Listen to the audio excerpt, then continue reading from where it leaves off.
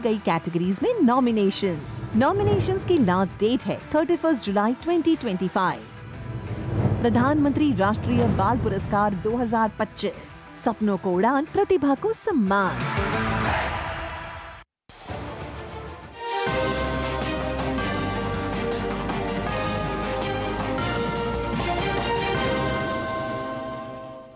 नमस्कार, समाचारों में आप सभी का स्वागत है। मैं हूं जया सिन्हा। शुरुआत करेंगे इस वक्त की हेडलाइंस के साथ। मॉनसून सत्र के दूसरे दिन विपक्ष के हंगामे के कारण संसद की कार्यवाही बाधित। बिहार मतदाता सूची पुनरीक्षण और किसानों से जुड़े मुद्दे के मामले पर विपक्ष का हंगामा।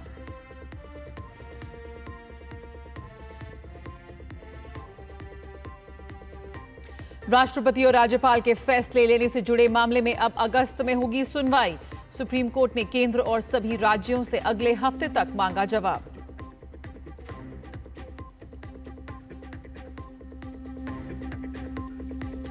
महाराष्ट्र सरकार ने 2006 मुंबई ट्रेन धमाके मामले में बॉम्बे हाई कोर्ट के फैसले के खिलाफ सुप्रीम कोर्ट का किया रुख। 24 जुलाई को होगी सुनवाई।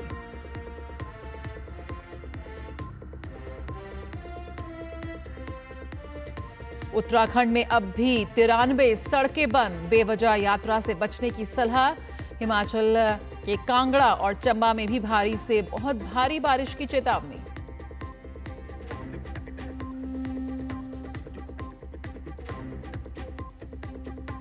महिला क्रिकेट में भारत और इंग्लैंड के बीच तीसरा और अंतिम वनडे आज 1-1 की बराबरी पर सीरीज। इंग्लैंड के खिलाफ सीरीज जीतने के इरादे से उतरेगी टीम इंडिया।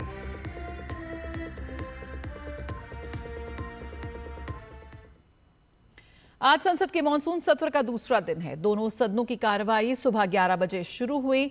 विपक्षी दलों के सदस्यों ने आज राज्यसभा में बिहार में मतदाता सूचियों के विशेष गहन पुनरीक्षण और राज्यसभा के सभापति जगदीप धनखड़ के अपने पद से अचानक इस्तीफा देने जैसे मुद्दों पर चर्चा कराने की मांग को लेकर हंगामा किया, जिसके कारण सदन की कार्यवाही दोपहर 12 बजे तक स्थगित करनी पड़ी। इससे मॉनसून सत्र में लगातार दूसरे दिन उच्च सदन में शून्यकाल की कार्यवाही नहीं हो सकी। उपसभापति हरिवंश ने कार्यवाही शुरू करते हुए सबसे पहले वाईएसआर कांग्रेस के निरंजन रेड्डी को जन्मदिन की शुभकामनाएं दी।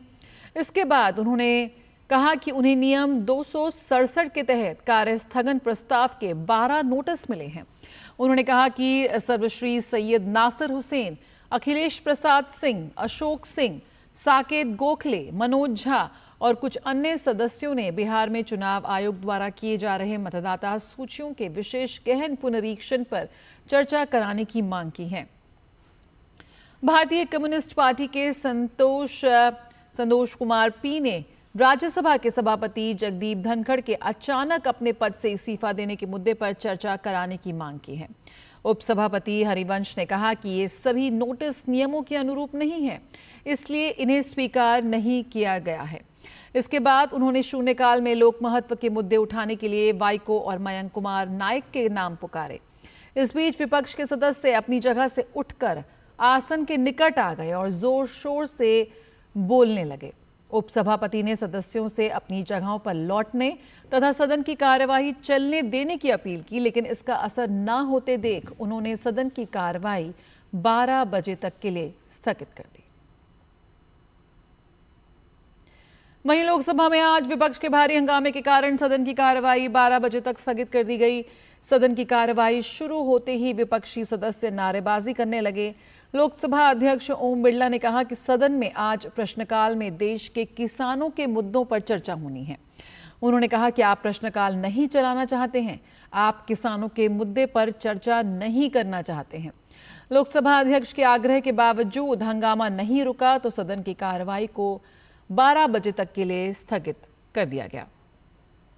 इससे पहले कृषि एवं किसान कल्याण मंत्री शिवराज सिंह चौहान ने भी विपक्षी सदस्यों से प्रश्नकाल सुचारू रूप से चलाने का आग्रह किया। तो दोनों सदनों की कार्यवाही बाधित रही। संसद के मॉनसून सत्र के दूसरे दिन भी विपक्ष का हंगामा जारी रहा और राज्यसभा की कार्यवाही दोपहर 2 बजे तक के लिए स्थगित कर दी गई है विपक्ष के हंगामे के कारण।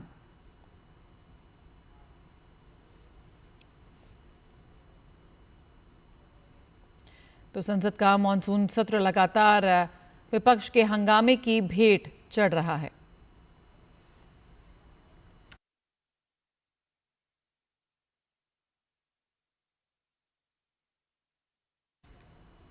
तो दोनों सदनों की कार्रवाई बाधित है और राज्यसभा की कार्रवाई एक बार फिर यहां पे स्थगित हुई है। 2 बजे तक के लिए राज्यसभा की कार्रवाई को स्थगित कर दिया गया है। विपक्ष के हंगामे के कारण एक बार फिर इस कार्रवाई को स्थगित करना पड़ा।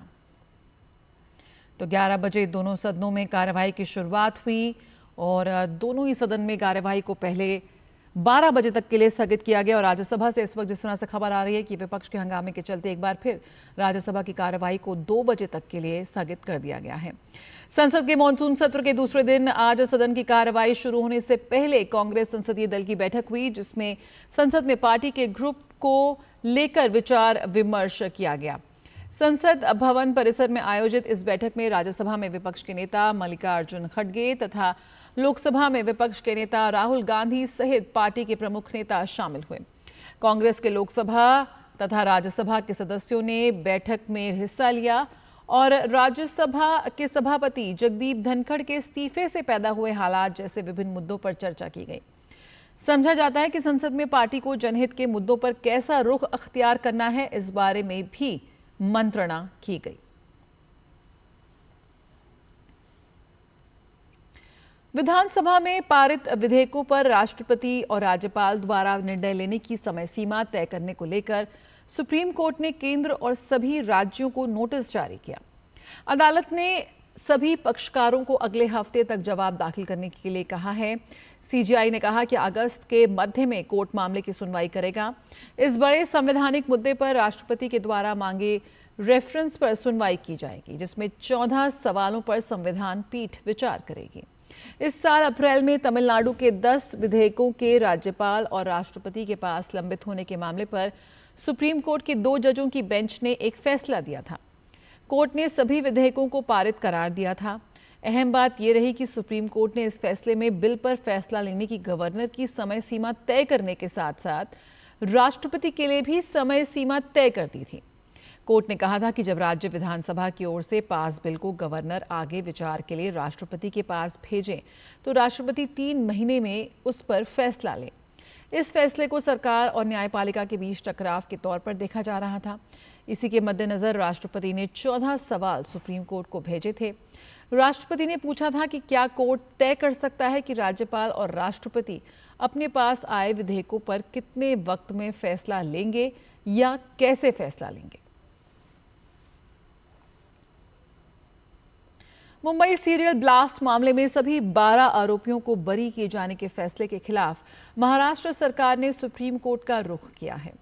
सरकार ने बॉम्बे हाईकोर्ट के फैसले को सुप्रीम कोर्ट में चुनौती दी।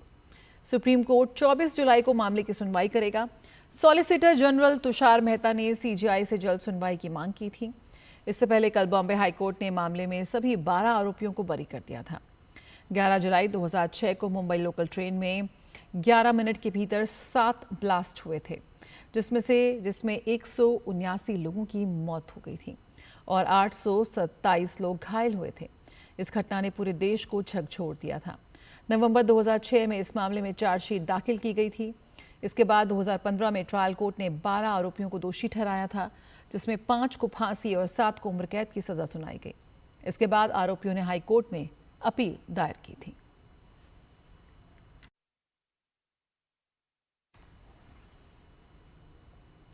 बिहार में विशेष गहन पुनरीक्षण के मामले पर चुनाव आयोग ने सुप्रीम कोर्ट में जवाब दाखिल किया है। आयोग ने राजनीतिक दलों की ओर से दायर याचिका में लगाए गए आरोपों को सिरे से खारिज किया। इसके साथ ही एसआईआर को लेकर चलाई जा रही भ्रामक खबरों पर भी सवाल उठाए हैं। आयोग ने कहा कि फर्जी मतदाताओं को वोटर लिस्ट से हटाना उसकी जिम्मेदारी है और वह संवैधानिक जिम्मेदारी को निभा रहा है। आयोग का कहना है कि आर्टिकल 326 और जनप्रतिनिधित्व कानून के तहत आयोग की जिम्मेदारी बनती है कि वो सुनिश्चित करे कि सिर्फ भारतीय नागरिक के नाम ही मतदाता सूची में शामिल हों। चुनाव आयोग ने कहा कि आधार कार्ड सिर्फ किसी व्यक्ति की पहचान का सबूत है। इसके जरिए किसी की नागरिकता साबित नहीं हो सकती, इसलिए उसे 11 डॉक्यूमेंट में शामिल नहीं किया गया। हालांकि एसआईआर में दूसरे डॉक्यूमेंट को सप्लीमेंट देने के लिए आधार कार्ड का इस्तेमाल हो सकता है। वहीं चुनाव आयोग ने कहा कि फर्जी राशन कार्ड की बहुतायत को देखते हुए इसे 11 डॉक्यूमेंट में शामिल नहीं किया गया है। हालांकि एसआईआर की प्रक्रिया में भी निर्वाचक रजिस्ट्रीकरण अधिकारी राशन कार्ड समेत सभी डॉक्यूमेंट को देखेंगे। उस डॉक्यूमेंट को स्वीकार करना या ना करना निर्वाचक रजिस्ट्रीकरण अधिकारी की संतुष्टि पर निर्भर करेगा। वो हर केस में उपलब्ध तथ्यों के आधार पर फैसला लेंगे। इसके अलावा निर्वाचन आयोग ने याचिकाकर्ताओं की मंशा पर सवाल उठाते हुए कहा कि याचिकाकर्ताओं के पास आरोप को स्थापित करने के लिए कोई ठोस मटेरियल नहीं है। आयोग के पास एसआईआर कराने का अधिकार है। चुनाव आयोग और उसके अधिकारियों की ओर से वो हर संभव कोशिश की गई है जिसके जरिए ये सुनिश्चित किया जा सके कि किसी भी वाजिब मतदाता का नाम मतदाता सूची से बाहर ना हो।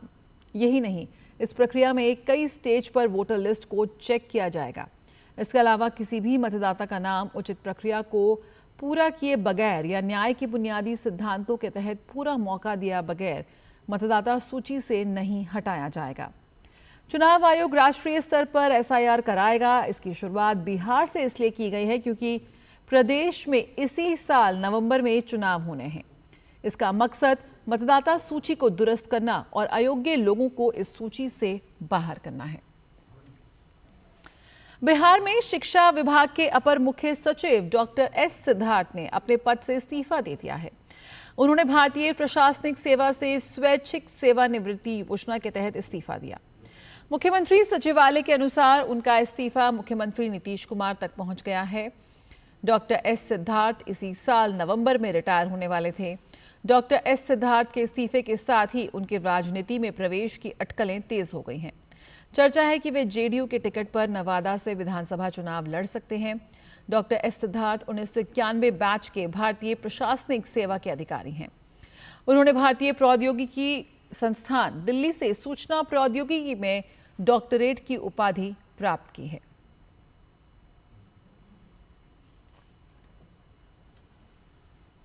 विदेश राज्य मंत्री पबित्रा मार्गरीटा अपने एस्वातिनी और लेसोथो की आधिकारिक यात्रा पर हैं। इस दौरान उन्होंने लेसोथो के श्रम एवं रोजगार मंत्री तसेलिसो मुखोसी से मुलाकात की और भारत लेसोथो के द्विपक्षीय संबंधों के विस्तार पर चर्चा की। पबित्रा मार्गरीटा ने लेसोथो के शिक्षा एवं प्रशिक्षण मंत्री एंटोई रपापा से भी मुलाकात की।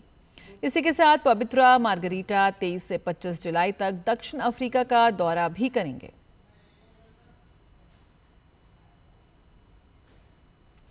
हिमाचल प्रदेश के मंडी में पिछले 48 घंटे में हुई भारी बारिश और भूस्खलन के चलते मनाली चंडीगढ़ हाईवे में दवाड़ा के पास मार्ग अवरुद्ध हो गया है। कल से अवरुद्ध इस मार्ग पर कई गाड़ियां फंसी हुई हैं। जिले में आज भी भारी बारिश की चेतावनी जारी की गई है। ऐसे में मार्ग को साफ करना और फंसी हुई गाड़ियों को निकालने के कार्य में देरी की आशंका जताई जा रही है। वक्त एक छोटे से ब्रेक का, जल्द हाजिर होते हैं।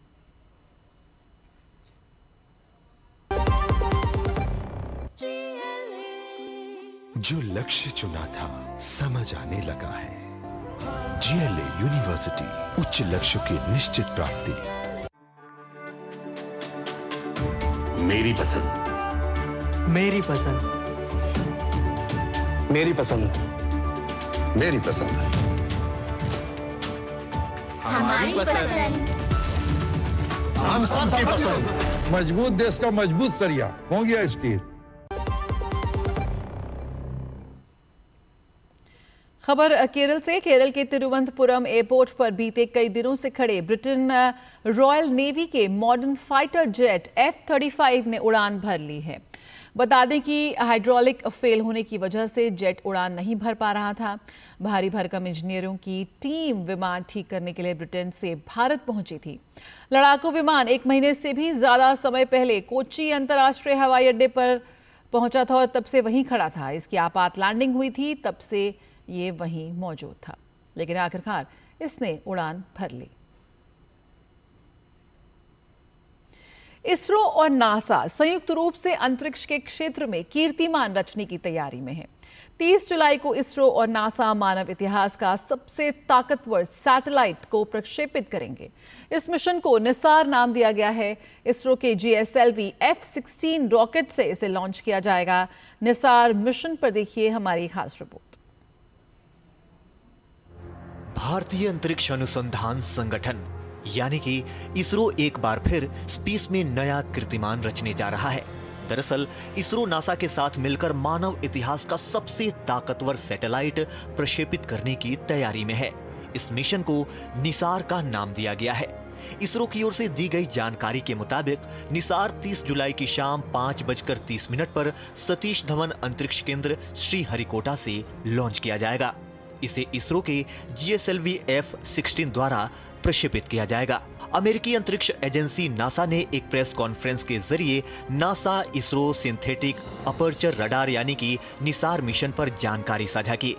दक्षिणी कैलिफोर्निया स्थित नासा की जेट प्रोपल्शन प्रयोगशाला ने अपने X, फेसबुक और YouTube चैनलों पर इस ब्रीफिंग का सीधा प्रसारण किया। The NISAR satellite is in India in its final preparations for launch, coming up on July 30th. What you see here is the spacecraft bus is this square cube over here on the right, and that's what provides all the services to operate the satellite. These solar array panels are attached to the spacecraft bus, and that's for powering the system. The radars are then used to illuminate this very large antenna you see here, and that's probably the most prominent feature that the NISAR satellite.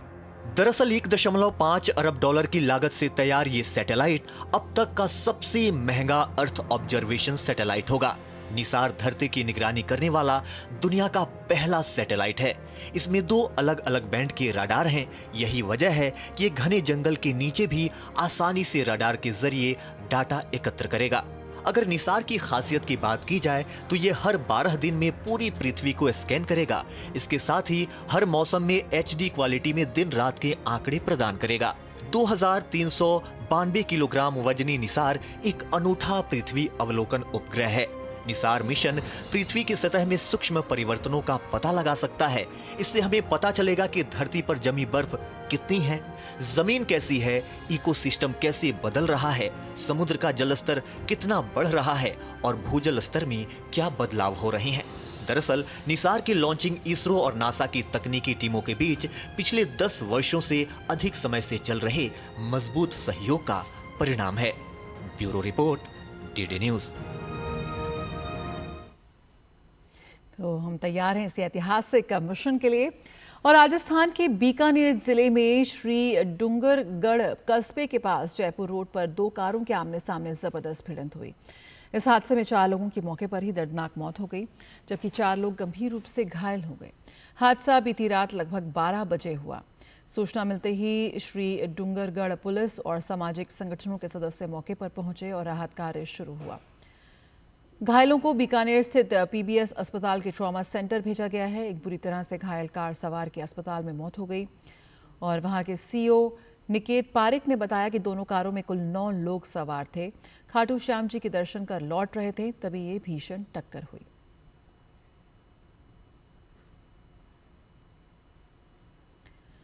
Amarnath मंदिर में पूजा अर्चना के लिए आज 3536 तीर्थयात्रियों का एक नया जत्था जम्मू के भगवती नगर आधार शिविर से रवाना हुआ। तीर्थयात्रियों की सुरक्षित और सुगम यात्रा सुनिश्चित करने के लिए सुरक्षा बल उनके साथ रवाना हुआ।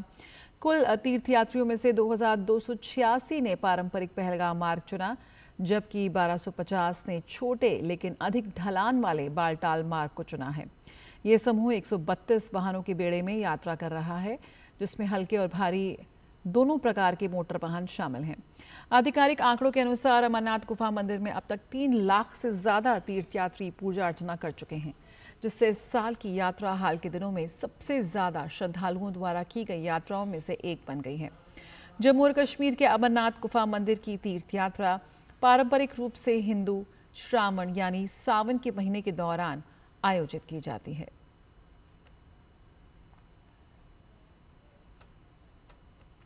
अयोध्या के हनुमानगढ़ी मंदिर में हनुमान जी के दर्शन के लिए भक्तों की भारी भीड़ उमड़ी है।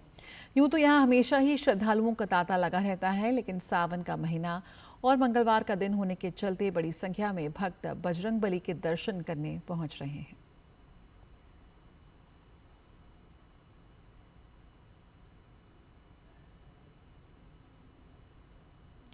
और दिल्ली एयरपोर्ट ने डेल वाइब्स नाम से एक अनोखी पहल शुरू की है, जो भारत की संगीत, नृत्य और हस्तशिल्प की एक समृद्ध परंपरा को यात्रियों के सामने पेश करती है।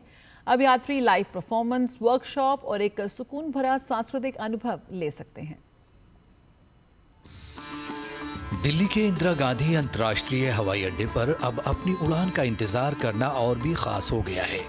दिल्ली इंटरनेशनल एयरपोर्ट लिमिटेड ने डेल वाइब्स की शुरुआत की है, जो भारत का पहला ऐसा एयरपोर्ट इनिशिएटिव है जो यात्रा को सांस्कृतिक अनुभव में बदल देता है। कल्पना कीजिए जब टर्मिनल पर चलते हुए आपको कथक या भरतनाट्यम की लयबद्ध अदाओं का स्वागत मिले। I am surprised seeing this Indian kind of music. It is very cleanly elevating the culture of Delhi, and I am very happy and I am mesmerizing by this listening a beautiful melodious music. जो Indian culture को इन लोगों ने promote किया है, बहुत अच्छा है, बहुत सुंदर गीत है। फॉरेन से जो लोग आ रहे हैं तो उस सब लोग देखेगा कि इंडियन कल्चर क्या है। सितार, संतूर और सारंगी की मधुर धुनें सुनाई दें या आप खुद किसी पारंपरिक हस्तशिल्प में हाथ आजमाएं।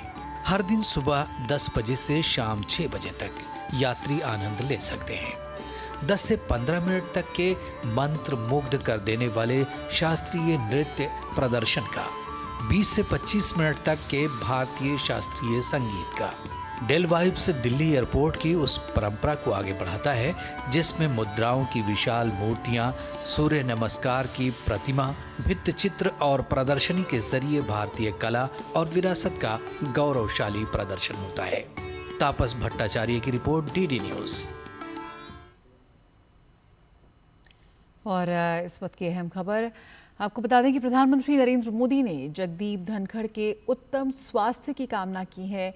उन्होंने सोशल मीडिया प्लेटफॉर्म एक्स पर अपने संदेश में कहा कि श्री जगदीप धनखड़ जी को भारत के उपराष्ट्रपति सहित कई भूमिकाओं में देश की सेवा करने का अवसर मिला है। मैं उनके उत्तम स्वास्थ्य की कामना करता हूं। तो प्रधानमंत्री नरेंद्र मोदी ने सोशल मीडिया प्लेटफॉर्म एक्स के जरिए जगदीप धनखड़ के लिए यहाँ पर पोस्ट किया है और उन्होंने कहा है कि वो जगदीप धनखड़ के उत्तम स्वास्थ्य की कामना करते हैं। गौरतलब है कि उपराष्ट्रपति जगदीप धनखड़ ने सोमवार को अपने पद से इस्तीफा दे दिया और राष्ट्रपति द्रौपदी मुर्मू को भेजे गए अपने इस्तीफे पत्र में उन्होंने स्वास्थ्य संबंधी समस्याएं बताई। उन्होंने कहा कि वो बहुत गौरवशाली उनका कार्यकाल रहा है, लेकिन स्वास्थ्य संबंधी समस्याओं के चलते वो उपराष्ट्रपति पद से इस्तीफा की उन्होंने पेशकश की और यहाँ पर प्रधानमंत्री नरेंद्र मोदी ने उनके उत्तम स्वास्थ्य की कामना की है। खबरों में आगे बढ़े। आज यानी 22 जुलाई को हम मना रहे हैं राष्ट्रीय ध्वज अंगीकरण दिवस। आज ही के दिन सन 1947 में भारत ने अपने राष्ट्रीय ध्वज तिरंगे को अपनाया था। ये ऐतिहासिक फैसला देश की आज़ादी से कुछ ही हफ्तों पहले हुआ था।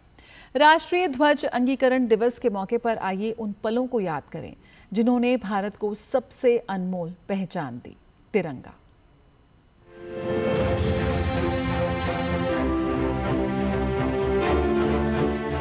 जुलाई 1947 भारत की आजादी की यात्रा का एक ऐतिहासिक दिन। नई दिल्ली में संविधान सभा के औपचारिक सत्र में भारत ने तिरंगे को अपनाया, एक ऐसी पहचान जिसके अपने गहरे मायने हैं। सबसे ऊपर का केसरिया रंग साहस और बलिदान का प्रतीक है। बीच में सफेद रंग शांति और सच्चाई को दर्शाता है, जिसके केंद्र में है अशोक चक्र, जो न्याय और विधि का चक्र है। 24 तीलियों वाला अशोक चक्र सम्राट अशोक के सिंह स्तंभ से प्रेरित है और निरंतर गति, न्याय और धर्म का प्रतीक है। सबसे नीचे हरा रंग आस्था, विश्वास, उर्वरता और समृद्धि को दर्शाता है। जब 22 जुलाई 1947 को तिरंगे को आधिकारिक रूप से अपनाया गया, तब ये सिर्फ एक झंडा नहीं रहा, बल्कि भारत की स्वतंत्रता आंदोलन की एक जीवंत विरासत बन गया, जो समानता, विविधता और मजबूती का प्रतिनिधित्व करता है।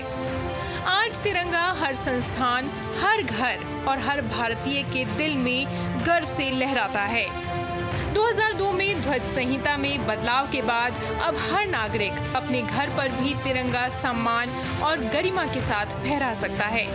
आज राष्ट्रीय ध्वज अंगीकरण दिवस के मौके पर हम उन महान महान लोगों को भी याद कर रहे हैं जिन्होंने भारत को उसकी पहचान दी और स्वतंत्रता, लोकतंत्र और विविधता में एकता का प्रतीक बनाया। तिरंगा आज भी गौरव, शांति और प्रगति का प्रतीक बनकर नई पीढ़ियों को प्रेरणा दे रहा है। Bureau report, DD news. खबर बांग्लादेश से। ढाका के माइलस्टोन स्कूल और कॉलेज में कल हुए बांग्लादेश वायुसेना के लड़ाकू विमान हादसे में मरने वालों की संख्या बढ़कर 27 हो गई है। मृतकों में 25 बच्चे होने की पुष्टि हुई है, जिनमें से कई 12 साल से कम उम्र के हैं। स्वास्थ्य एवं परिवार कल्याण के मुख्य सलाहकार के विशेष सहायक प्रोफेसर मोहम्मद सईदुर रहमान के अनुसार कम से कम 78 लोग वर्तमान में विभिन्न अस्पतालों में उपचाराधीन हैं, जिनमें से 5 की हालत गंभीर है। तो हादसे के जांच के आदेश दे दिए गए हैं। बेहद दर्दनाक और विभत्स ये हादसा।